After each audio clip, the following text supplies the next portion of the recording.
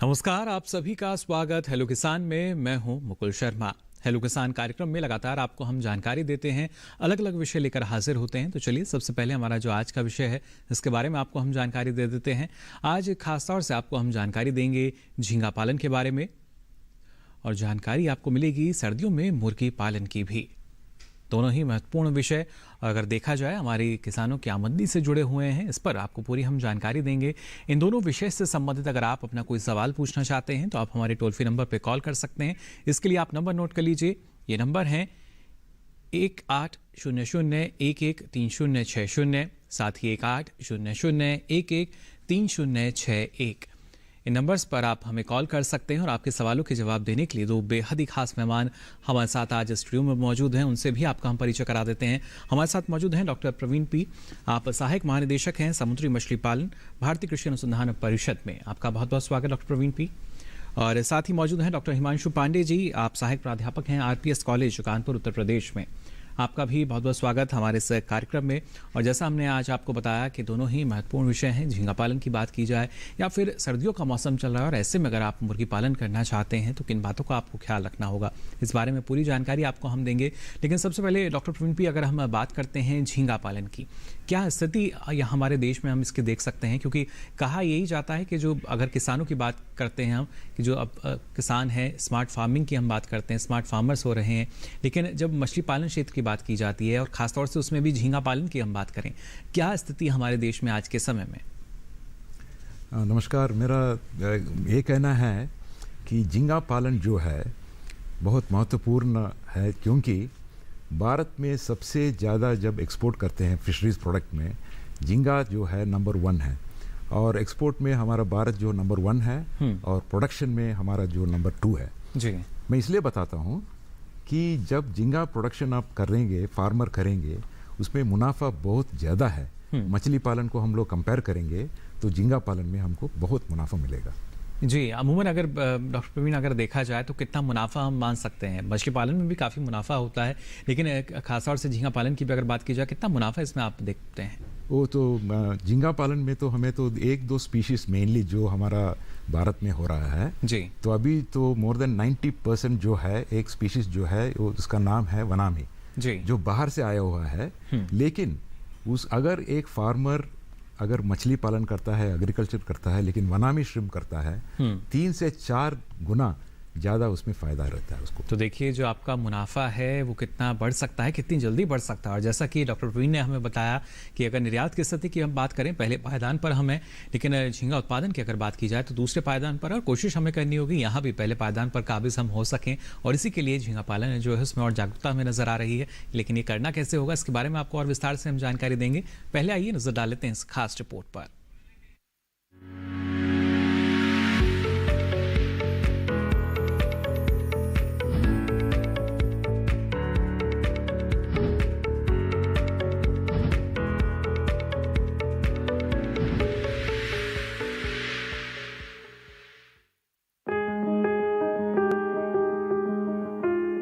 मत्स्य पालन देश में आर्थिक रूप से पिछड़े, अंतर्देशीय और समुद्री आबादी के एक बड़े वर्ग के लिए आजीविका का मुख्य स्रोत है।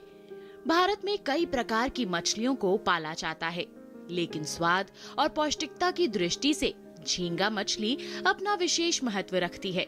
यानी झींगा मछली पालन मुनाफे का सौदा हो सकता है। आमतौर पर झींगा मछली खारे पानी में होती है, लेकिन वैज्ञानिकों के परिश्रम से अब मीठे पानी यानी तालाब में भी इसका पालन किया जा रहा है। झींगा का पालन अकेले या अन्य मछलियों जैसे रेहू और कतला आदि के साथ किया जा सकता है। दोमट मिट्टी वाले 1 एकड़ या इससे छोटे तालाब झींगा पालन के लिए उपयुक्त रहते हैं। मीठे पानी में झींगा मछली पालन के लिए चूने का उपयोग होता है। झींगा मछली दिन में आराम करती है और रात के समय भोजन के लिए तालाब में घूमती है। झींगा मछली मांस और वनस्पति दोनों तरह का भोजन करती है। ऐसे में इनकी अच्छी वृद्धि के लिए इन्हें 80% शाकाहारी और 20% मांसाहारी भोजन देना चाहिए। झींगा मछली की देखभाल भी बहुत जरूरी है। अगर कभी तालाब के किनारों पर बड़ी संख्या में झींगे दिखाई दें, तो ये पानी में ऑक्सीजन की कमी का सूचक है। ऐसे में मछली पालक को उचित उपाय करने चाहिए। सरकार भी मछली पालन को बढ़ावा दे रही है। नीली क्रांति के माध्यम से देश में मछली पालन के सतत विकास को सुनिश्चित करने के लिए प्रधानमंत्री मत्स्य संपदा योजना के कार्यान्वयन को मंजूरी दी गई है। इसके जरिए मत्स्य पालन के क्षेत्र में 9% की सालाना वृद्धि दर से वर्ष 2024-25 तक 22 मिलियन टन मत्स्य उत्पादन का लक्ष्य रखा गया है।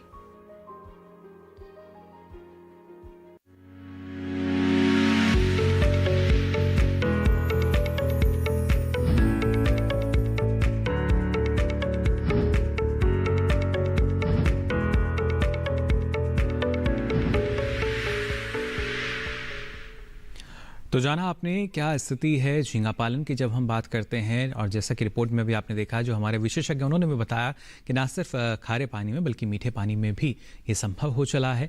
जो हमारे विशेषज्ञ हैं, वैज्ञानिक हैं, उनके शोध अनुसंधान की वजह से ही कि और ज़्यादा मुनाफा देखिए इस क्षेत्र में आपको मिल सकता है, लेकिन जानकारी का होना बेहद ज़रूरी है। और ऐसे में भी अगर हम बात करते हैं मुर्गी पालन की, सर्दियों के इस मौसम में अगर आप मुर्गी पालन करना चाहते हैं या और किस तरह का प्रबंधन आपको अपनाना होगा, इस बारे में भी जानकारी ले लेते हैं। डॉक्टर हिमांशु, जानना चाहेंगे आपसे, अभी का जो मौसम चल रहा है सर्दियों का, इसमें विशेष तौर पर किन किन बातों का ख्याल रखना चाहिए मुर्गी पालकों को? देखिए, निश्चित तौर पर सर्दियों के मौसम में जो है मुर्गी पालक को ये ध्यान रखना होगा कि अपनी मुर्गियों को ठंड से बचाएं, क्योंकि इस समय जो टेम्परेचर है बहुत ज़्यादा डाउन जा रहा है। तो सबसे पहले तो ये है कि जो भी शेड आपका बना हुआ है, उस शेड के पर्दे वगैरह हैं वो बिल्कुल कवर कर दीजिए। केवल थोड़ी सी सांस लेने की जगह रखिए जिससे कि हवा आर पार जाती रहे, ऑक्सीजन लेवल ना डाउन हो। उसके अलावा बिल्कुल आप पर्दे बंद कर दें जिससे कि अंदर का तापमान 27 से लेकर 32 डिग्री टेम्परेचर के आसपास बन जाए। छोटे चिक्स इस समय आ रहे हैं, आपके अर्ली मॉर्निंग आ रहे हैं, तो पहले से ही आप शेड में जो तापमान है वो ठीक ठाक से बना लीजिए।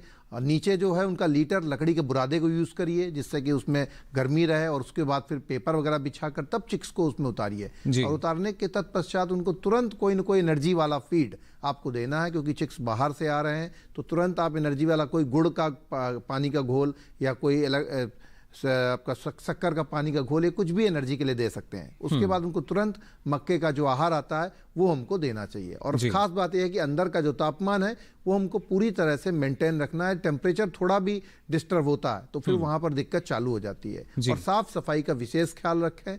जो भी है, जब हमारे चिक्स आते हैं उसके पहले पूरा जो आपका फार्म है उसको अच्छे से सैनिटाइज कर लेना चाहिए। चूने वगैरह से अच्छे से आप उसकी पुताई कर दीजिए। जमीन वगैरह में भी आपका सेमी पक्का बना हुआ है तो उसको भी चूने वगैरह से आप पूरा पोत दीजिएगा और उसके बाद फिर लीटर डालिएगा। तो ये सावधानियां बरतेंगे तो निश्चित तौर पर बिल्कुल अच्छा मुनाफा देखिए मुर्गी पालन में हमें मिल सकेगा निश्चित तौर पर। लेकिन इसके साथ साथ खासतौर से अगर आपके समय की हम बात करते हैं तो बर्ड फ्लू का जो खतरा है उसकी भी बात कही जा रही है। वहाँ पर किस तरह की सावधानी आपको रखनी होगी, इसके बारे में भी विस्तार से आपको हम जानकारी देंगे। लेकिन पहले आइए नजर डाल लेते हैं इस खास रिपोर्ट पर।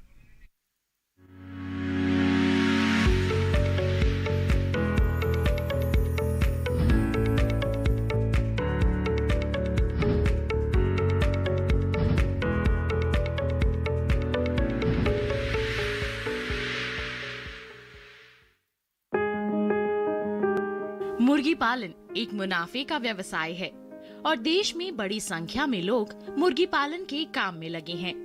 सर्दियों में मुर्गी पालन करते समय कुछ बातों का ध्यान रखने की जरूरत होती है। सर्दियों में मुर्गियों की खास देखभाल करना जरूरी है। साथ ही फार्म का प्रबंधन भी सही से किया जाना चाहिए। ठंड के मौसम का अंडा उत्पादन पर असर न पड़े, इसके लिए मुर्गियों को ठंड से बचाएं। इसके लिए बाड़े की बगलों पर मोटे टाट से बने पर्दे इस तरह लगाएं कि ठंडी हवाओं के झोंकों से मुर्गियों को बचाया जा सके। सर्दी में पहले ही मुर्गियों के बाड़े की मरम्मत करवा लें। मुर्गियों को ज्यादा ठंडा पानी ना देकर गुनगुना पानी पिलाएं। सर्दियों में मुर्गियों की भूख बढ़ जाती है, ऐसे में उनके दोने हमेशा दाने से भरकर रखें। आमतौर पर एक संकर मुर्गी को रोजाना 110 से 140 ग्राम दाना जरूरी होता है। पर्याप्त मात्रा में दाना नहीं मिलने पर अंडों की संख्या और वजन में कमी आ जाती है। मुर्गियों के बाड़े में बिछा भूसा सूखा होना चाहिए। उस पर पानी रिस जाए तो तुरंत गीला बिछावन हटाकर वहां सूखा बिछावन डाल दें, नहीं तो मुर्गियों को ठंड लग सकती है। मुर्गियों के बाड़े का रोजाना निरीक्षण करें। सुस्त मुर्गियों की पशुओं के डॉक्टर से जांच करवाकर उन्हें दवा दें। इसके अलावा मुर्गी घर में साफ सफाई भी रखें, इससे मुर्गियां स्वस्थ रहेंगी।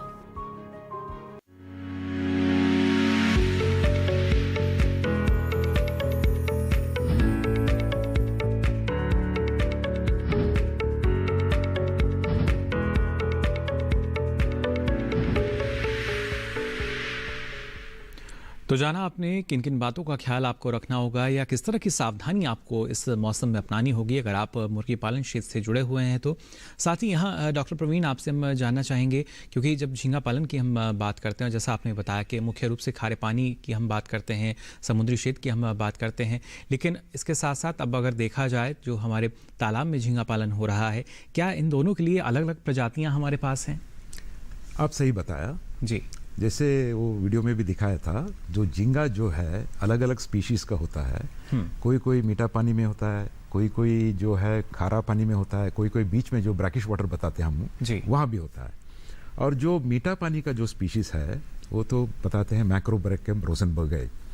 ये जो है इसका रिसर्च जो है हमारा एक संस्था है central institute of fresh water aquaculture जो भुवनेश्वर में है, पूरा काम उसमें कर रहे हैं। और जो भी आपको उसके बारे में जानना चाहते हैं या ट्रेनिंग चाहिए आपको, वहाँ आपको मिल सकता है। और ब्रैकिश वाटर के बारे में आप जानना चाहते हैं, जो उसमें तो वेनामी है स्पीशीज जो है, मैं जो बताया, जो एक्सपोर्ट में सबसे ज़्यादा होता है।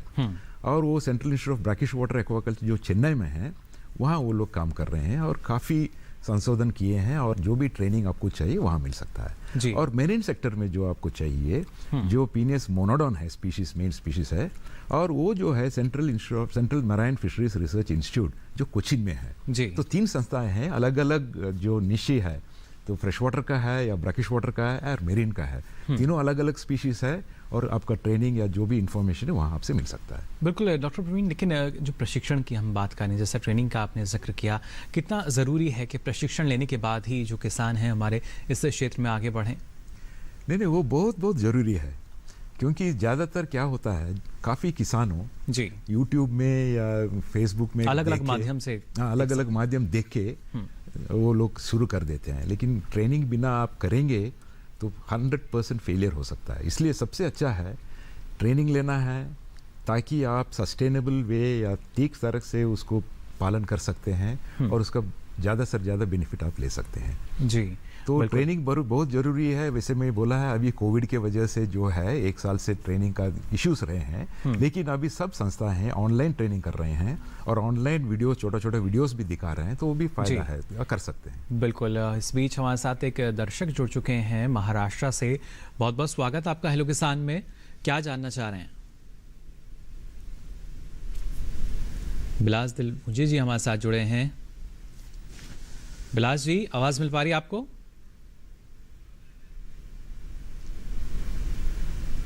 महाराष्ट्र से हमारे साथ जुड़े हैं, कोशिश कर रहे हैं इनके साथ हम इनकी जो सवाल है हमारे पास पहुंच सके, लेकिन फिलहाल संपर्क इनसे नहीं हो पा रहा है। लगातार आज आपको हम जानकारी दे रहे हैं झींगा पालन और सर्दियों में मुर्गी पालन को लेकर। इन दोनों विषय से संबंधित अगर आप भी कुछ सवाल पूछना चाहते हैं तो बिल्कुल देर मत कीजिए। टोल फ्री नंबर हमारा जो है उस पर आप हमें कॉल कर सकते हैं। विशेषज्ञ लगातार आपको जवाब यहाँ देंगे। यहाँ डॉक्टर हिमांशु पांडे, आपसे हम जानना चाहेंगे, जैसे कि आपने बताया कि सावधानी हमें क्या रखनी होगी, लेकिन इसके साथ साथ जब हम बात करते हैं जो हमारे मुर्गी पालक हैं, अगर शुरुआत करना चाहते हैं, क्या अभी का समय हम उचित मान सकते हैं? जी देखिए, निश्चित तौर पर किसी को शुरुआत करनी है तो बहुत अधिक ठंड, बहुत अधिक गर्मी या किसी भी जब वो मौसम बहुत अधिक अपने चरम सीमा पर हो तो उस समय में शुरुआत नहीं करनी चाहिए। यदि इसको शुरू करना है तो आप फरवरी के पहले सप्ताह से जाकर उसमें ठंड भी कम हो जाएगी, उस समय आप चालू कर सकते हैं। और जो चालू करना है तो शुरुआत में आपको ये देखना है कि आपके पास ज़मीन किस जगह पर है और कितनी है।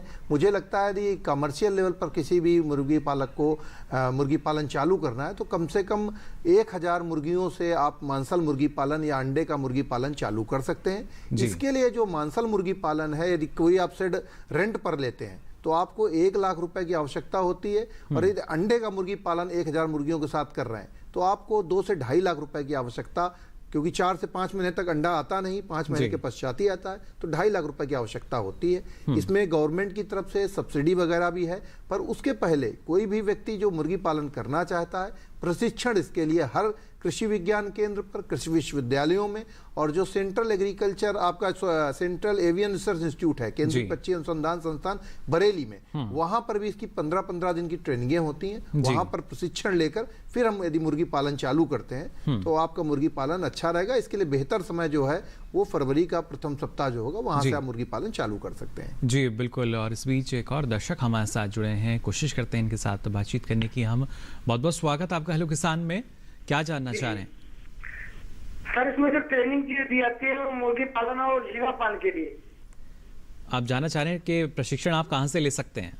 जी जी। चलिए, अनिल कुमार जी हमारे साथ जुड़े हैं सीतापुर उत्तर प्रदेश से। मैं चाहूंगा डॉक्टर हिमांशु आप बताएं कहां से ट्रेनिंग या प्रशिक्षण इनको देखिए, मिल यदि आप सकता है? सीतापुर से जुड़े हुए हैं तो सीतापुर में आपके कृषि विज्ञान केंद्र है, आप कृषि विज्ञान केंद्र में जाकर ट्रेनिंग ले सकते हैं। आपके पास में ही यदि ट्रेनिंग लेना चाहते हैं तो कानपुर में आपके चंद्रशेखर आजाद प्रौद्योगिकी कृषि विश्वविद्यालय है, वहाँ पर भी सप्ताह भर की ट्रेनिंगें आयोजित की जाती हैं, वहाँ पर भी आप ट्रेनिंग ले सकते हैं। और थोड़ा सा मूव करेंगे तो बरेली आपके पास में है, बरेली में केंद्रीय पक्षी अनुसंधान संस्थान में आप जाएंगे तो वहाँ पर आपको ट्रेनिंग मुर्गी पालन की मिल जाएगी। पहले से अपना नाम नोट करा दीजिएगा, आपको समय बता दिया जाएगा कब से ट्रेनिंग होनी है, और आप ट्रेनिंग लेकर फिर अपना आगे का कार्यक्रम कर सकते हैं। जी बिल्कुल।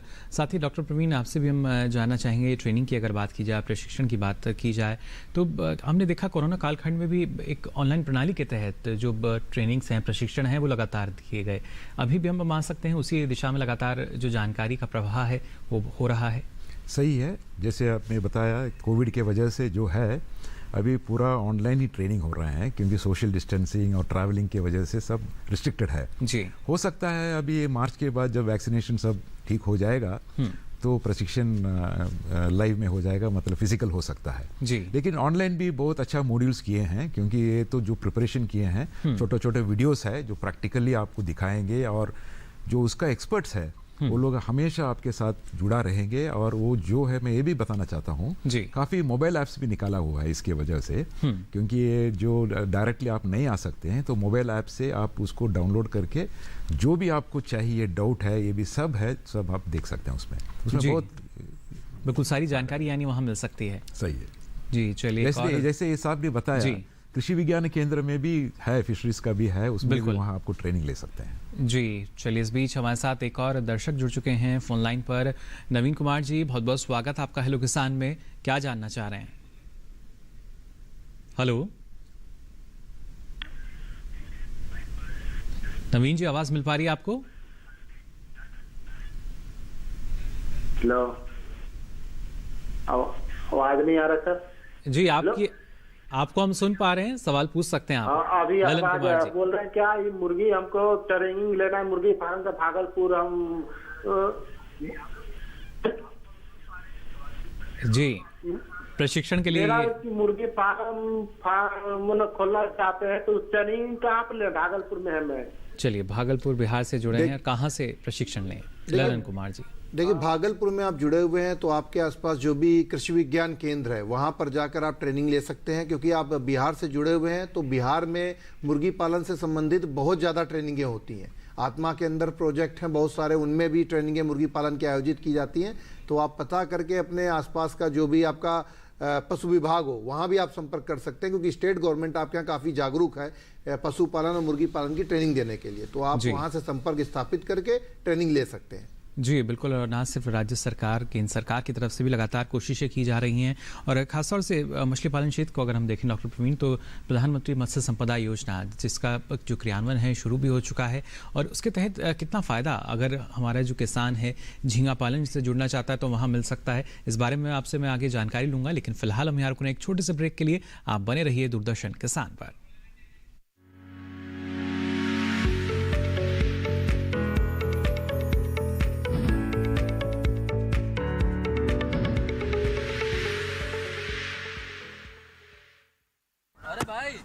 सुना नहीं क्या, केसीसी ने किसानों का जिंदगी बदल दिया है। देश के छोटे किसान 1,60,000 रुपये तक का कर्ज बिना किसी गारंटी को ले पाएंगे। ब्याज खोरों से भी पीछा छुटा। मैं तो जैविक खेती का पूरा सामान मंगा लिया, केसीसी का भी कोई दबाव नहीं है। ब्याज चुकाने के लिए पूरा 1 साल मिलता है। समय पर भुगतान करने पर केवल 4% के सालाना ब्याज पे लोन मिल गया मुझे। अपना आधार कार्ड, लेटेस्ट फोटो और जमीन के कागजात लेके अप्लाई करो बस। और नामांकन भरने के लिए जेब भी ढीली नहीं करनी पड़ी।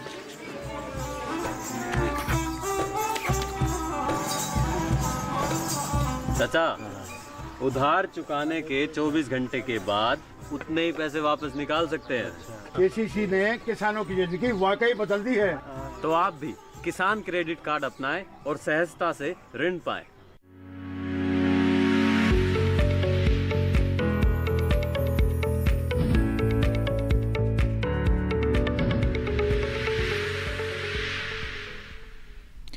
ब्रेक के बाद आप सभी का एक बार फिर स्वागत हेलो किसान में। लगातार आज आपको हम जानकारी दे रहे हैं झींगा पालन और सर्दियों में मुर्गी पालन के बारे में, किस तरीके से आप इन क्षेत्रों में आगे बढ़ सकते हैं। फिलहाल हमारे साथ एक दर्शक जुड़ चुके हैं फोन लाइन पर, इनका सवाल हम ले लेते हैं जल्दी से। बहुत बहुत स्वागत आपका हेलो किसान में। क्या जानना चाह रहे हैं? कमल सिंह जी हमारे साथ जुड़े हैं दतिया मध्य प्रदेश से। कमल जी सवाल पूछ सकते हैं आप अपना। हेलो जी हेलो कमल जी, आपसे यहाँ हम दरखास्त करना चाहेंगे अपने टीवी सेट का वॉल्यूम बंद कर दें पहले। मेरे को जो है मुर्गी पालन का प्रशिक्षण लेना है, तो कैसे, कहाँ से, कितनी लागत में कैसे कर सकता हूँ? चलिए बिल्कुल कमल जी जानना चाह रहे हैं दतिया से। पहले भी आपको बताया जा चुका है, आप जैसा प्रोग्राम देख रहे होंगे। प्रशिक्षण के लिए अपने आसपास के आप कृषि विज्ञान केंद्र में पता कर लीजिए, वहाँ पर आपको ट्रेनिंग का शेड्यूल मिल जाएगा, वो सबसे बेहतर रहेगा। उसके अलावा अपने आसपास के कृषि विश्वविद्यालय में और राज्य सरकार का जो पशुपालन विभाग है वहाँ संपर्क करेंगे तो 1 सप्ताह से लेकर 15 दिनों तक की ट्रेनिंग दी जाती है। वो आपको पूरा शेड्यूल बता देंगे, और यदि ट्रेनिंग ऑनलाइन हो रही है तो आपको ऑनलाइन बता देंगे कि किस तरह से आपको प्रशिक्षण लेना है। उसके बारे में विधिवत पूरी आपको जानकारी दे दी जाएगी और वहाँ अपना नाम रजिस्टर करा के ट्रेनिंग प्राप्त कर सकते हैं। बिल्कुल, देखिए अलग अलग माध्यम से और अलग अलग अंतराल पर जो प्रशिक्षण कार्यक्रम है वो चलाए जाते हैं, जिनका लाभ आप ले सकते हैं। यहाँ डॉक्टर प्रवीण, आपसे हम जानना चाह रहे थे प्रधानमंत्री मत्स्य संपदा योजना के बारे में। इस योजना के तहत झींगा पालन को कितना बढ़ावा हम मान सकते हैं कि दिया जा रहा है? तो जैसे आपने बताया, प्रधानमंत्री मत्स्य संपदा योजना काफ़ी बड़ा योजना है और एक अम्ब्रेला प्रोजेक्ट है जहां काफ़ी स्कीम्स है उसमें। उसमें एक जो है झींगा पालन के लिए भी अलग है उसमें जो दिया हुआ है जी। और इसमें ये चाहते हैं कि जो नया एंटरप्रेन्योर्स है, नया फार्मर्स है, नया एंटरप्रेन्योर्स, नया यंगस्टर्स जो है आत्मनिर्भर भारत के लिए उसको अंदर लेके आने के लिए वो स्कीम बनाया हुआ है। और ये स्कीम के बारे में अभी जो चल रहा है, क्योंकि ये जो इंग्लिश में है सब लोकल लैंग्वेज में हम लोग ट्रांसलेट किए हुए हैं और तुरंत उसका हम लोग प्रचारण के लिए भी तैयार हो रहा है, यानी क्षेत्रीय भाषा में जानकारी मिल सकेगी। सही बात है। उसमें अभी ये हमारा पूरा केवीके के साथ जोड़ के और हमारा जो कृषि अनुसंधान, भारतीय कृषि अनुसंधान परिषद का जो फिशरीज का ऑर्गेनाइजेशन है या डिपार्टमेंट्स है उसके साथ जोड़ के एक बड़ा एक प्रोग्राम जहां जितना ज़्यादा फिशरमैन के साथ हमको मुलाकात हो सकता है या ये इसको एडवर्टाइजमेंट कर सकते हैं, ये तैयारी हो रहा है और ये बहुत अच्छा है। काफ़ी लोग आ सकते हैं, अलग अलग है उसमें झींगा पालन के लिए भी स्कीम्स है। बिल्कुल डॉक्टर प्रवीण, लेकिन हमारे सामने 2 लक्ष्य भी हैं, ना सिर्फ अपनी जो निर्यात है उसको बढ़ाने का, दोगुना करने का, साथ ही जो उत्पादन है इसको बढ़ाने की दिशा में हम क्या कुछ कर रहे हैं, इस बारे में आपसे हम जानेंगे। उससे पहले एक दर्शक हमारे साथ जुड़ चुके हैं, इनका सवाल हम शामिल कर लेते हैं। बहुत बहुत स्वागत आपका हेलो किसान में। क्या जानना चाह रहे हैं? जनाब, मैंने एक तालाब बना रखा है जी। 1100 स्क्वायर मीटर है वो जी। तो उसकी मिट्टी जो है वो काली है जी। तो उसमें आप झींगा पालन करना चाह रहे हैं? नहीं तो मैं उस वहाँ नाडी पानी है हमारा जी, तो उसमें मैं ट्रोट मछली पाल सकता हूँ। चलिए, हिमाचल से हमारे साथ जुड़े हैं वैजनाथ जी और डॉक्टर प्रवीण जानना चाह रहे हैं 1100 मीटर स्क्वायर का इन्होंने बताया अपना तालाब जो है, कौन सी मछली आपके अनुसार वैसे में देखा तो आप हिमाचल प्रदेश से हैं जी। हिमाचल प्रदेश में तो अभी तो थोड़ा ठंडा है, इसलिए मेरा ख्याल से अभी सीज़न तो ठीक नहीं रहेगा। जब ठीक सीज़न रहेगा तो उसमें से आपको झींगा का नहीं, इंडियन मेजर कार्प्स मछली ही ज़्यादा अच्छा रहेगा जी। और हमारा एक संस्था है जो कोल्ड वाटर फिशरीज का है, जो भीमताल में है, आप उसके साथ संपर्क करेंगे, क्योंकि मैं ऐसा बोल दूंगा तो ठीक नहीं रहेगा, क्योंकि वो तालाब का पूरा कंडीशन स्टेटस पूरा देखना पड़ेगा। लेकिन मछली पालन के लिए आप यूज़ कर सकते हैं, और उसके लिए जो है हमारा भीमताल में directorate of cold water fisheries research है, वहाँ आप मुलाकात कर लीजिए, पूरा आपका डिटेल्स दीजिए, पूरा उसको आपके मदद कर देंगे वो लोग। जी बिल्कुल। साथ ही डॉक्टर हिमांशु पांडे, आपसे भी हम जानना चाहेंगे, जैसा आपने कहा कि अभी नहीं बल्कि फरवरी का जो महीना है इसमें शुरुआत कर सकते हैं, क्या इसमें प्रजातियों को जो चयन है वो कितना महत्वपूर्ण है, और खासतौर से हमारी देसी प्रजातियां जो देखिए, निश्चित तौर पर प्रजातियों का चयन बहुत ही ज़्यादा निर्भर करता है कि आप कौन सी प्रजाति चुन रहे हैं। उसी के आधार पर यदि आपको मांस के लिए करना है और देसी प्रजातियां यदि आपको रखनी है, तो इसमें बहुत सारी प्रजातियां हैं, जिसमें कि मांस वाले स्ट्रेन काब 100 काब 400, उसके अलावा वनराजा है, गिरिराजा है, ग्राम प्रिया है, कैरी 706 है। इस तरीके की कुछ देसी प्रजातियां जिनको हम चुन सकते हैं। वैसे यूपी एमपी के जो किसान हैं हमारे, वो असील है, इसको भी चुन सकते हैं, ये भी एक अच्छा मुर्गी का ऑप्शन बन सकता है। फिर यदि अंडे के लिए मुर्गी पालन करना है तो व्हाइट लेघार्न BV 300 के नाम से जानी जाती है। सबसे अधिक अंडे एक साल में 300 अंडे ये एवरेज जिसका प्रोडक्शन है, इसको आप लोग चुन सकते हैं। साथ में रोडो व्हाइट एक प्रजाति है, जिसका कि अंडा देखने में भी देसी की तरह से होता है और अंडे का टेस्ट भी कुछ कुछ वैसा ही होता है, उसको भी आप लोग कर सकते हैं। उसका प्रोडक्शन तकरीबन 220 से 250 अंडे आपका पूरे साल में एवरेज प्रोडक्शन मिल जाता है। तो ये प्रजाति जो हम चुनेंगे वो मांसल या अंडे की दोनों ही अलग अलग तरीके की प्रजातियां होती हैं, उनका चयन उसके हिसाब से करके हम प्रजाति का चयन करेंगे। पर प्रजाति के चयन के साथ साथ आवश्यक ये है कि यदि आप जब चालू करेंगे मुर्गी पालन, तो आपकी प्राइमरी रिक्वायरमेंट्स जो हैं, प्राथमिक आवश्यकताएं, वो पूरी हो रही हैं कि नहीं। क्योंकि आपके पास जमीन जो है वो आपकी घर से थोड़ी दूर होनी चाहिए, ऊंचे स्थान पर होनी चाहिए, क्योंकि निचले स्थान पर जमीन होगी तो वहां पर बरसात का पानी या कुछ भी पानी भरेगा तो पैरासाइट्स वगैरह पनपते हैं। तो अपनी जमीन को आप ठीक ठाक करके फिर आप ये प्रजातियां चुन के मुर्गी पालन चालू कर सकते हैं। जी बिल्कुल। और इसके साथ साथ टीकाकरण की अगर बात कही जाए, ये कितना महत्वपूर्ण रहता है? टीकाकरण देखिए बहुत ही महत्वपूर्ण एस्पेक्ट है, और मैं कहना चाहूँगा कि मुर्गी के संबंध में टीकाकरण बहुत महंगा भी नहीं, क्योंकि हमारा जो आप होता है कि हम कोई भी बिजनेस चालू करने जा रहे हैं तो फायदे में मुर्गी पालन में 1-1 रुपए का महत्व है। तो इसके लिए जो टीकाकरण है, मांस वाली मुर्गियों के लिए टीकाकरण जो है, इसमें 2-3 टीकाकरण लगते हैं। रानीखेत का एक लसोटा वैक्सीन लगता है, जो भी मुर्गी पालक करना चाह रहे हैं 7वें दिन पर लगाया जाता है, आंख में डाल दिया जाता है पानी में। और उसके अलावा गंबोरा एक बीमारी होती है, 15वें दिन पर उसका वैक्सीन लगाया जाता है। जी। यदि आप अंडे वाले मुर्गी पालन करना चाह रहे हैं तो इन दोनों वैक्सीन के अतिरिक्त रानीखेत का R2B वैक्सीन 8वें सप्ताह पर और 18वें सप्ताह पर उससे रिपीट करते हैं। कुछ मुंह में चेचक होते हैं, फाउल पॉक्स, उसका वैक्सीन 4थे सप्ताह पर, उसका बूस्टर डोज 14वें सप्ताह पर, कम से कम इतने लगने चाहिए। और एक लास्ट वैक्सीन एक ड्रॉप सिंड्रोम वैक्सीन होता है 18वें सप्ताह पर, जिसमें कि अंडे का जो कवच बनता है वो कवच उसका अच्छे से बन सके, इसलिए वो वैक्सीन लगाया जाता है 18वें सप्ताह पर। टीकाकरण महत्वपूर्ण है, देखिए टीकाकरण निश्चित रूप से अलग अलग अंतराल पर हमें इसका जो टीके हैं वो लगवाने होते हैं। फिलहाल एक और दर्शक हमारे साथ जुड़ चुके हैं, इनका जल्दी से सवाल ले लेते हैं। बहुत बहुत स्वागत आपका हेलो किसान में, क्या जानना चाह रहे हैं? त्रिलोक जी, आपसे गुजारिश करना चाहेंगे अपने टीवी सेट का वॉल्यूम आप बंद कर दें। जी, सुविधा होगी, इससे हमें आपका सवाल सुनने में, और जो हमारे विशेषज्ञ जवाब देंगे उसको भी आप बेहतर ढंग से सुन पाएंगे। जी, बंद कर दीजिए। जी शुक्रिया, सवाल पूछ सकते हैं आप अपना। हेलो जी। जी हाँ सर, हम मुर्गी पालन करना चाहते हैं। जी। तो सर उसमें अंडा और मांस के लिए देसी नस्ल कौन सी सही रहेगी?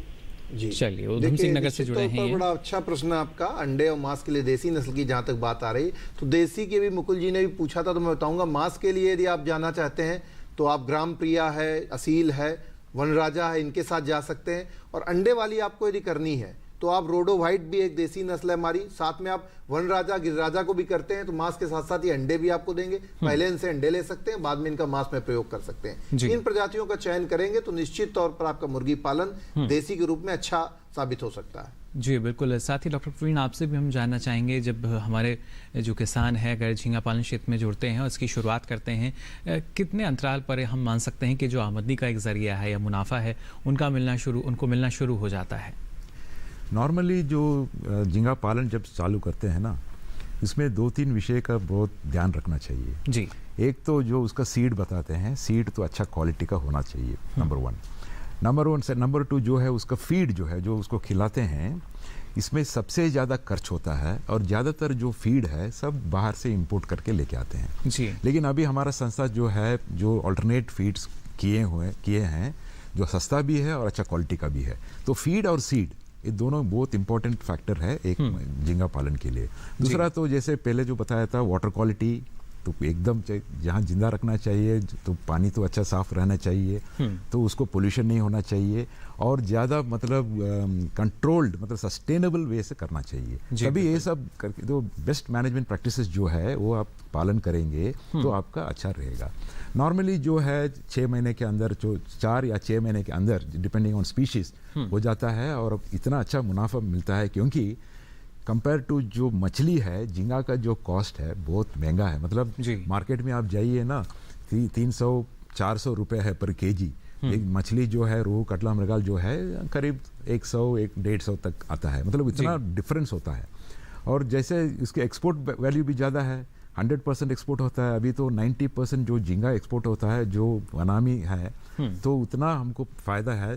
जो हमारा एक्सपोर्ट फिगर जो है अभी अराउंड 50 करोड़ है जी, 50,000 करोड़, उसमें से हम 30,000 करोड़ अप्रॉक्सीमेटली झींगा का आता है। मतलब उसका परसेंटेज इतना ज़्यादा रहता है जी, बिल्कुल। क्वांटिटी कम रहता है लेकिन उसका प्रॉफिट और वैल्यू ज़्यादा रहता है, इसलिए बहुत है। इसलिए जी, अगर आप लोग चाहते हैं कि झींगा पालन करना चाहते हैं तो 2-3 फैक्टर्स रखना चाहिए। जैसे मैंने पहले बताया था, ट्रेनिंग बहुत ज़रूरी है। ऐसा आप मतलब यूट्यूब देख के मत कीजिए। और हमारा काफ़ी संस्था है पूरा देश में है बिल्कुल, और किसानों के लिए ही देखिए कोशिश की जाती है कि वो जानकारी लें, प्रशिक्षण लें और फिर एक सफलतापूर्वक ढंग से आगे बढ़ सकें, जिससे आप अपनी आमदनी को दुगना नहीं बल्कि चौगुना भी बढ़ा सकते हैं। आगे भी आपको इस बारे में हम जानकारी देंगे। फिलहाल यहाँ रुक रहे हैं एक और छोटे से ब्रेक के लिए।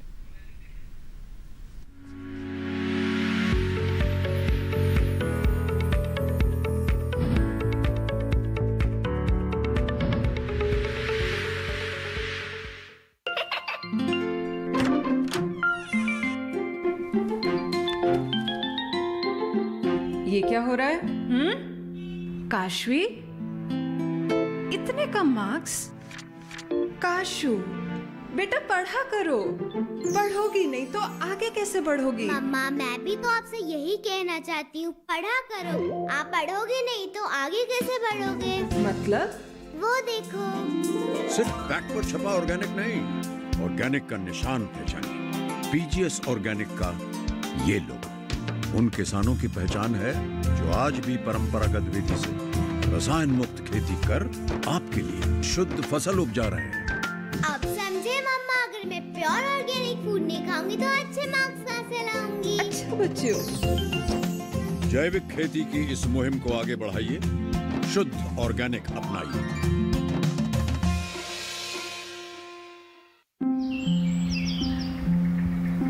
अरे क्या कर रहा है?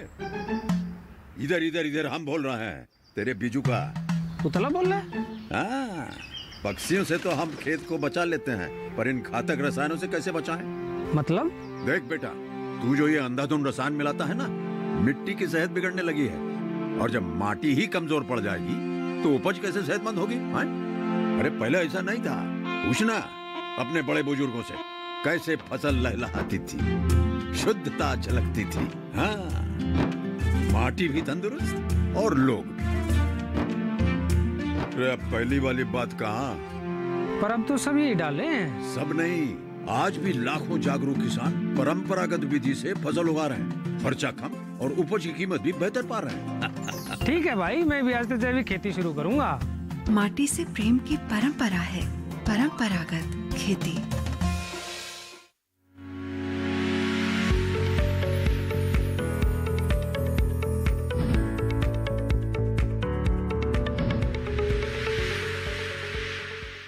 ब्रेक के बाद आप सभी का एक बार फिर स्वागत। हेलो किसान में झींगा पालन और सर्दियों में मुर्गी पालन हमारे आज के कार्यक्रम के विषय, जिस पर लगातार आपको जानकारी दे रहे हैं। दर्शक भी हमारे साथ जुड़ रहे हैं। फिलहाल एक और दर्शक हमारे साथ जुड़े हैं छत्तीसगढ़ बिलासपुर से। बहुत बहुत स्वागत आपका हेलो किसान में। क्या जानना चाह रहे हैं? हाँ सर, हेलो जी देवारी जी, सवाल पूछ सकते हैं आप। जी सर, मेरे को ना अभी घर में क्या है 50 मुर्गी पाला हो, तो मेरे कम से कम 500 देशी मुर्गी पालना था सर, अंडा वाला। तो अंडे वाली मुर्गी आप पालना चाह रहे हैं।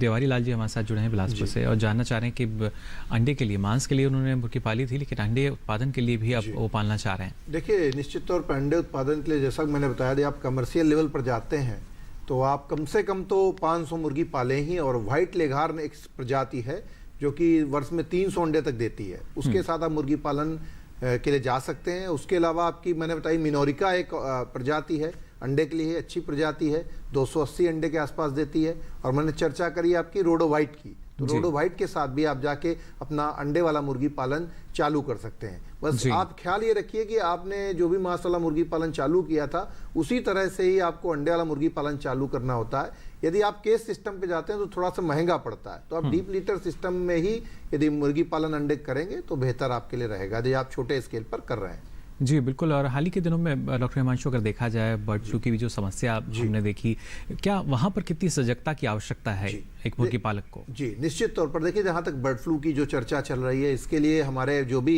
मुर्गी पालक हैं उनको सजग रहने की बहुत आवश्यकता है। फार्म पे आप प्रतिदिन नज़र बनाए रखें, जो भी आपका है विजिट अपनी बढ़ा दीजिए, जो भी लोग मुर्गी पालन कर रहे हैं। साफ सफाई का विशेष ख्याल रखें। तो कोई भी आपको लक्षण दिखे कि आपकी मुर्गियां मरना चालू हो गई, उनके दस्त लग गए अचानक से, उनकी गर्दन मुड़ गई, तो तुरंत अपने आसपास जो भी पशु चिकित्सक है उनको आप लोग दिखाइए। प्रॉपर वे में पूरा टीकाकरण जितने भी टीका हैं उनको आप लगवाइए, तो उससे आपका जो बर्ड फ्लू है वो थोड़ा हद तक रोका जा सकता है। और आपको लगे कि यदि आपके फार्म पे ज़्यादा मुर्गियां मर गई हैं लगभग 30 से 40% तक, तो आप तुरंत संपर्क करके, और डॉक्टर कहता है तो अपनी और अन्य जो बची हुई मुर्गियां उनको भी हमें हटा देना चाहिए फार्म से, क्योंकि आसपास हमारे ह्यूमन कंटामिनेटेड भी ये बीमारी है, ह्यूमंस को भी हो सकती है, तो थोड़ा इसका बचाव रखना जरूरी है। पर इसके लिए साफ सफाई रखते हैं, सजगता बनाए रखते हैं, और बराबर यदि आप दिन में एक बार जाते थे तो कम से कम दिन में 2 से 3 बार जाके विजिट करिए अपने फार्म की। कुछ भी दिक्कत दिखे तो आप तुरंत संपर्क करके इस बीमारी को काफी हद तक रोक सकते हैं। चलिए बिल्कुल। एक और दर्शक हमारे साथ जुड़ चुके हैं, रामचंद्र जी हमारे साथ जुड़े हैं उत्तर प्रदेश से।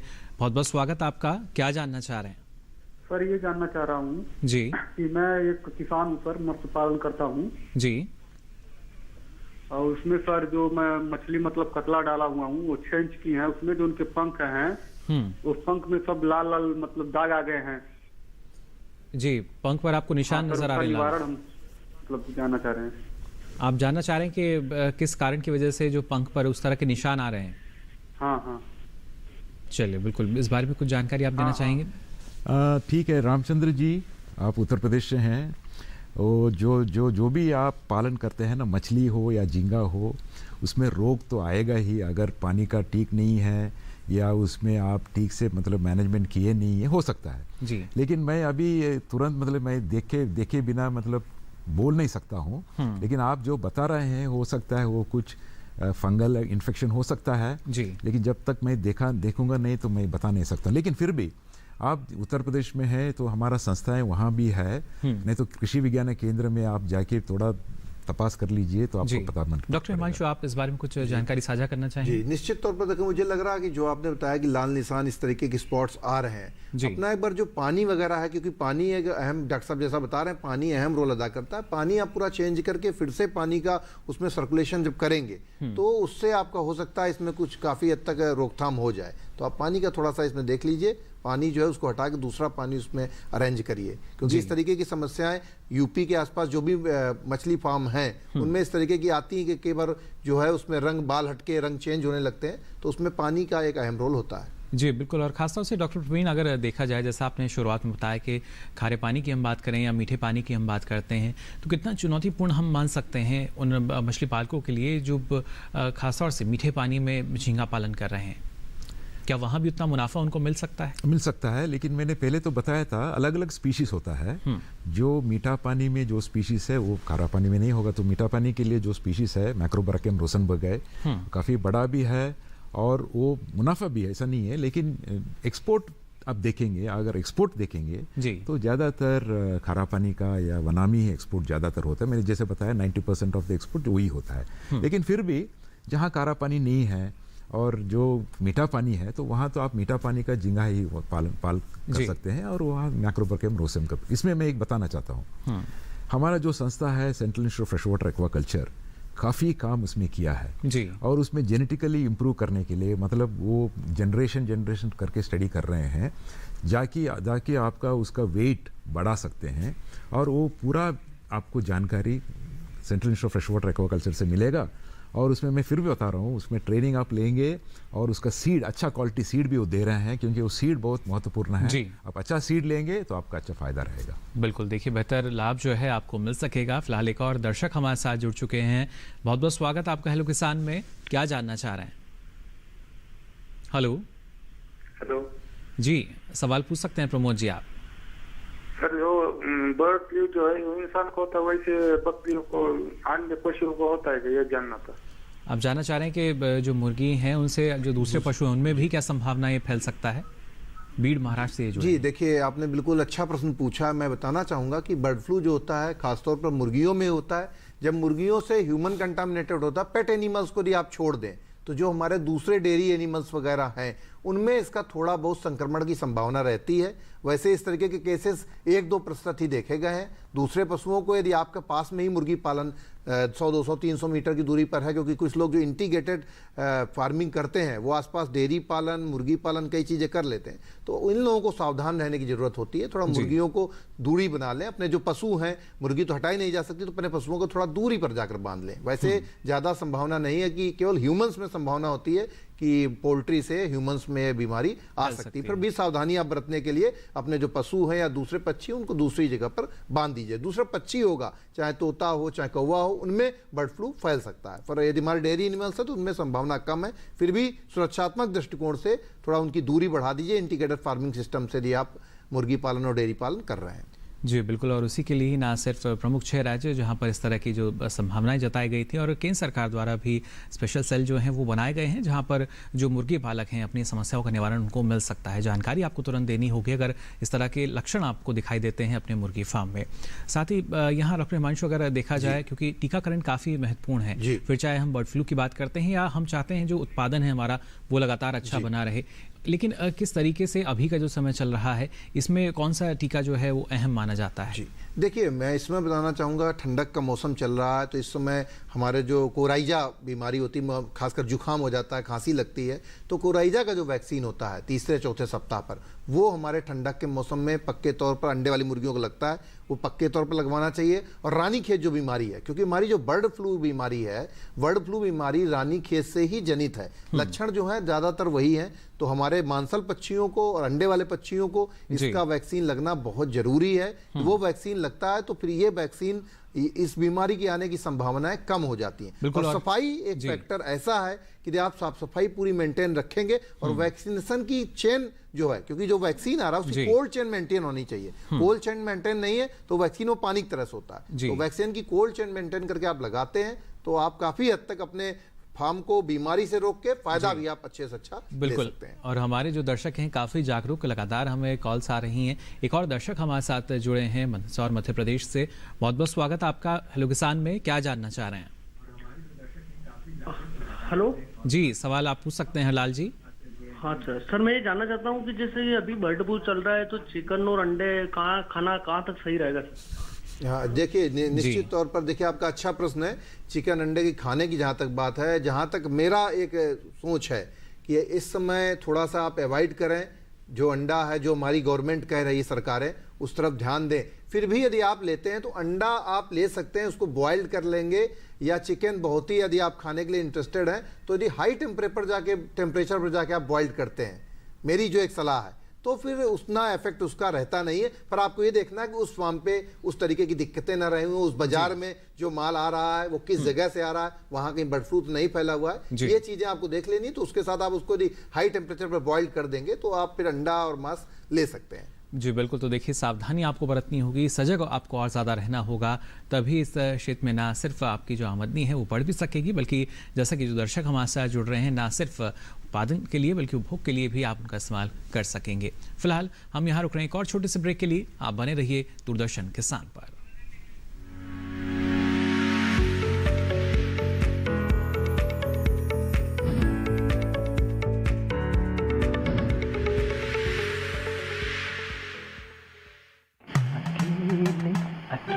अरे वाह भैया, अकेले अकेले। अरे तू भी ले, पर खाएगा कैसे? मैं ऑर्गेनिक खेती की बात कर रहा रे बेटे। अकेले अकेले खेती कब तक करेगा? मतलब गांव में 20-25 किसानों का समूह बना के पंजीकरण करवा ले, फिर सरकारी ट्रेनिंग भी मिलेगी और मुफ्त जैविक बीज खाद भी। फिर पीजीएस ऑर्गेनिक की सरकारी मोहर के साथ तेरी उपज आकर्षक पैक में पहुंचेगी बड़े बाजार तक। अच्छा? हाँ, अरे भाई कहाँ चल दिया? सबको साथ लाने, आमदनी बढ़ाने। तो किसान भाई समझ गए ना? साथ मिलकर ऑर्गेनिक खेती कीजिए, अपनी परंपरा को आगे बढ़ाइए, ज्यादा मुनाफा कमाइए। माटी से प्रेम की परंपरा है, परंपरागत खेती।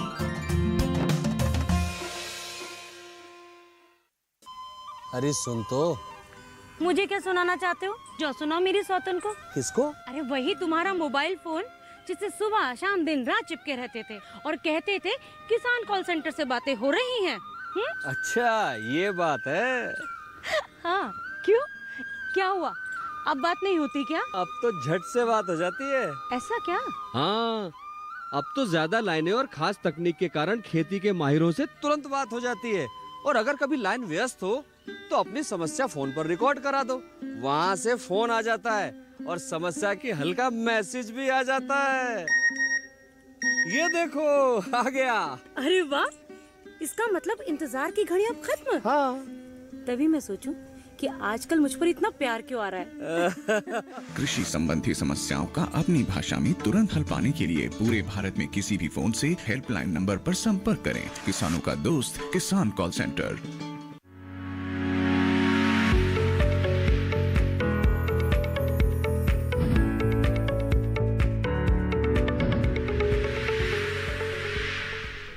ब्रेक के बाद आप सभी का एक बार फिर स्वागत हेलो किसान में। आज लगातार हेलो किसान में आपको हम जानकारी दे रहे हैं झींगा पालन और सर्दियों में मुर्गी पालन के बारे में।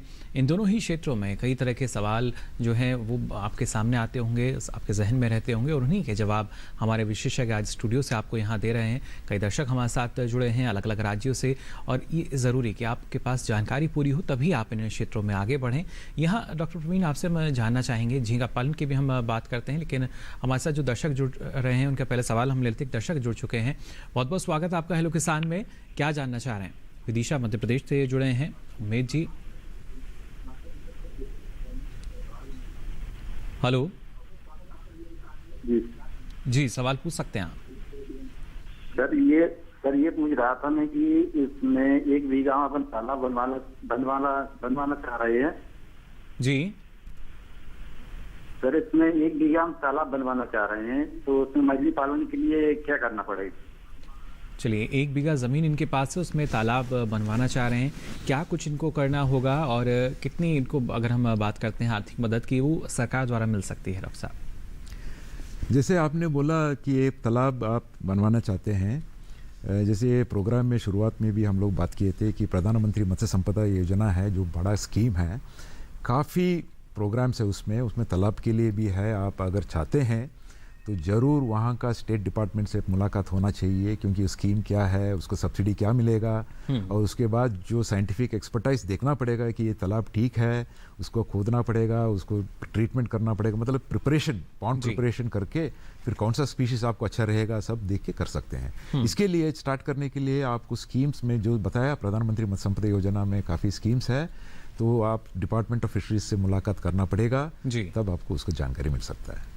जी बिल्कुल, देखिए आपके जो स्थानीय स्तर पर जो विभाग है वहाँ पर आप इसकी जानकारी ले सकते हैं और इसके साथ साथ जैसे कि हमारे जो विशेषज्ञ हैं वो लगातार आपको सुझा रहे हैं कि जो हमारे कृषि विज्ञान केंद्र हैं या कृषि विश्वविद्यालय हैं वहाँ भी जाकर आप जानकारी हासिल कर सकते हैं।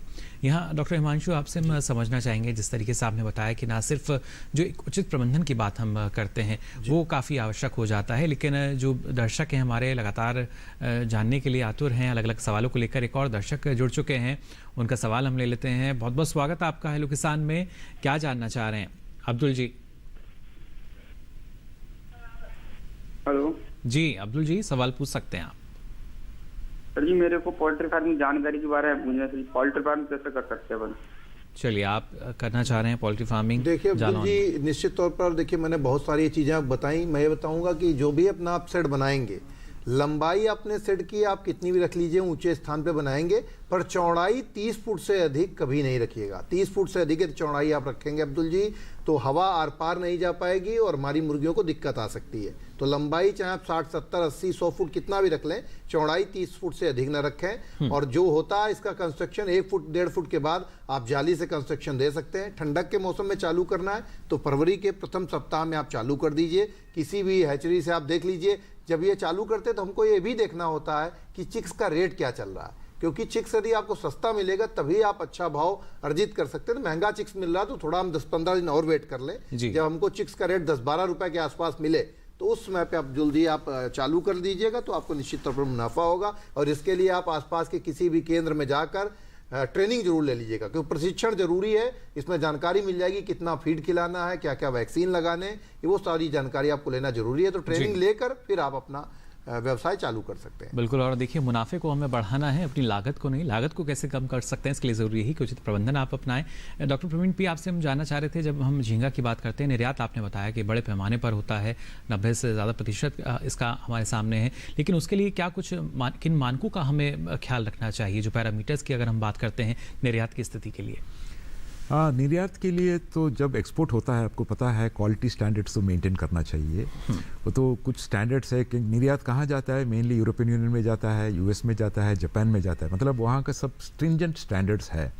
तो वो सब स्टैंडर्ड्स फॉलो करना चाहिए। उसके लिए हमारा संस्थाएं हैं जो क्वालिटी कंट्रोल दिखता है, एक्सपोर्ट हाउसेस है, जो प्रोसेसिंग इंडस्ट्रीज है, वो सब European union certified processing factories है। वहाँ सब उसका क्वालिटी कंट्रोल स्पेशलिस्ट रहेगा। और जब भी झींगा जो क्वालिटी मेंटेन करने के लिए जब हार्वेस्ट हो जाता है तो उसको प्रॉपरली आइसिंग प्रॉपरली करके उसको जहाँ पहुँचना है वो पहुँचाना चाहिए। तो वो बहुत इंपॉर्टेंट है। अगर उसमें कुछ कंटामिनेंट है, एंटीबायोटिक है, तो पूरा कंसाइनमेंट रिजेक्ट हो जाएगा। इसलिए बहुत ध्यान रखना चाहिए, क्योंकि इतना इन्वेस्ट कर रहे हैं आप लोग, तो प्रोसेसिंग करके ठीक से उसको क्वालिटी मेंटेन करके एक्सपोर्ट करना चाहिए। जी बिल्कुल। और जैसे आपने जिक्र किया, हमारे जो कृषि अवसंरचना कोष है उसका भी हम मान सकते हैं कि ज़्यादा से ज़्यादा जो युवा जुड़ेंगे, तो शीतगृहों की अगर हम बात करें, कोल्ड चेन की हम बात करें, तो आने वाले समय में और बेहतर माध्यम जो है वो हमारे किसानों के सामने मिल सकेगा। जरूर मिल सकेगा। वो भी आप देखिए ना, प्रधानमंत्री मत्स्य संपदा योजना स्कीम में वो भी है, जो कोल्ड चेन का है, जो क्या करना है। इस स्कीम में यही चाहते हैं कि जो नया नया लोग हैं, एंटरप्रेन्योर्स है, बिजनेस पीपल है, अंदर आइए, क्योंकि ये प्रधानमंत्री का एक स्कीम था कि जो मछली पालन है उसको डबल करना है, उसको एक्सपोर्ट जो है डबल करना है। और दर्शक हमारे साथ जुड़ चुके हैं, जल्दी से सवाल ले लेते हैं इनका। बिहार गया से हमारे साथ जुड़े हैं, बहुत बहुत स्वागत आपका हेलो किसान में। क्या जानना चाह रहे हैं? जी सर, मैं जानना चाह रहा हूँ, हम हैचरी के बारे में, अपना हैचरी खोलना चाह रहे हैं। हम एमएससी किए, वैसे कैसे मिलेगा हैचरी? चलिए बिल्कुल। देखिए, हैचरी की जहाँ तक बात है, आपका बिहार से आप बोल रहे हैं, तो मैं बताना चाहूँगा कि यदि आप शुरुआत, आपने अभी तक कुछ भी मुर्गी पालन नहीं किया है तो आप हैचरी वैसे खोल सकते हैं। पर मुझे लगता है कि आप थोड़ा सा 1-2 महीने किसी मुर्गी फार्म पर रहें, मुर्गी फार्म पे जाएं, वहाँ पर देखें कि सब चीज़ें किस तरीके से होती हैं, या किसी हैचरी में जाकर 1-2 महीने आप पहले प्रशिक्षण ले लें, उसके पश्चात आप हैचरी चालू करें। कोई दिक्कत नहीं है। हैचरी में भी मैंने आपको बताया कि बिहार सरकार की जो राज्य सरकार है, पशुपालन विभाग है, इसमें पशुपालन और मुर्गी पालन में उनकी काफ़ी सब्सिडी की योजनाएं हैं। उनसे संपर्क करके आप छोटी हैचरी और बड़े लेवल की हैचरी चालू कर सकते हैं। पर हैचरी चालू करने पहले 1-2 महीने पहले किसी हैचरी में रहकर आप सीख लीजिए, उसके बाद चालू करें। नहीं तो हैचरी में क्योंकि इन्वेस्टमेंट जो कास्ट होती है वो ज़्यादा आती है, कहीं अचानक से आप ज़्यादा पैसा लगा के दिक्कत में ना आ जाए, तो पहले आप कहीं ट्रेनिंग लें, फिर उसके बाद आप हैचरी चालू कर सकते हैं। जी बिल्कुल डॉक्टर हिमांशु। और मुर्गी पालन में हम मानते हैं कि कम लागत में ज़्यादा मुनाफा हमें मिलता है, और किन बातों का ख्याल रखें हमारे मुर्गी पालक जिससे लागत को कम कर पाएं? जी देखिए, निश्चित तौर पर जहाँ तक लागत की बात है तो आहार पर 65% खर्चा आता है इनका। तो इसके लिए सबसे बढ़िया यही कि जब आप मुर्गी 1 किलो वजन आ जाए, यदि आप मांस के लिए पाल रहे हैं, तो 1 किलो वजन आने के पश्चात आप बाहर कंसंट्रेट मिलता है और मक्का हमारा, दोनों मिलाकर यदि आप 60% कंसंट्रेट और 40% मक्का दोनों मिलाकर खिलाते हैं, तो आप 1 क्विंटल में जो फीड आप खरीद के लाते हैं 400 से 500 रुपए की बचत हो जाती है। क्योंकि एक मुर्गी हमारी 3.5 किलोग्राम खा के आपका 1.5 से 2 किलोग्राम वजन देती है। तो आपका यदि आप ये विधि 1 किलो आने के बाद अपनाएंगे तो निश्चित तौर पर यदि 1000 मुर्गियां आप पाल रहे हैं तो कम से कम 50 से 60 हजार का आपका जो है लागत वो आपकी कम हो जाएगी और आपके मुनाफे में बदल जाएगी। ये बेहद ज़रूरी कि हमारे जो मुर्गी पालक हैं या हमारे किसान जो हैं अपनी लागत को कम करें, और इसी के लिए हमारे जो विशेषज्ञ हैं उचित प्रबंधन आपको बताते हैं, साथ ही सावधानी जो है वो बताई जाती है आपको। फिलहाल आप दोनों ने इतनी महत्वपूर्ण जानकारी आज हमारे दर्शकों के साथ साझा की, इसके लिए आप दोनों का बहुत बहुत शुक्रिया। Thank you.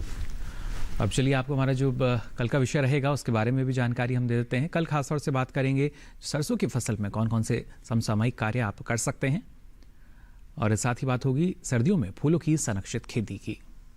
इसके साथ ही आप अपना कोई सवाल या सुझाव हम तक पहुंचाना चाहते हैं तो आप हमें ईमेल कर सकते हैं। मेल आईडी है hellokisan2015@gmail.com। साथ ही फेसबुक के माध्यम से भी आप हमारे साथ जुड़ सकते हैं। आपको फेसबुक पर जाकर हिंदी में टाइप करना होगा हेलो किसान, और यहाँ भी आप अपना सवाल या सुझाव लिखकर छोड़ सकते हैं। और अब बारी है आखिरी लेकिन सबसे महत्वपूर्ण विकल्प की। आप डीडी किसान कॉल सेंटर का नंबर नोट कर सकते हैं। नंबर है 1800113060। सोमवार से शनिवार सुबह 6 से रात के 10 बजे तक की लाइन्स खुली हुई हैं। इस पर भी आप अपना सवाल दर्ज करा सकते हैं। हमें इंतजार रहेगा आपके सवालों का। लेकिन फिलहाल के लिए आज हेलो किसान में बस इतना ही। दीजिए इजाजत, नमस्कार।